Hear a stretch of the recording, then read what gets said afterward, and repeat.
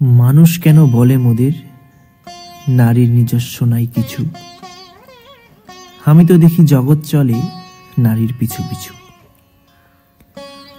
বাপের ঘরে লক্ষ্মী আমি, স্বামীর ঘরে অন্নপূর্ণা। ছেলের ঘরে জননী আমি, আমি ছাড়া সংসার অসম্পূর্ণা।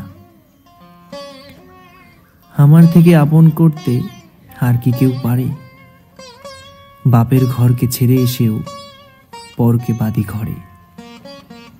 গোত্র থেকে গোত্রান্তর যদিও আমি হই, তবুও যেন জননী রূপে সকল দুঃখ সই। ভারত মাতা সেও নারী, নারী জগদ্ধাত্রী। নারী হলো এই জগতের সবার জন্মদাত্রী।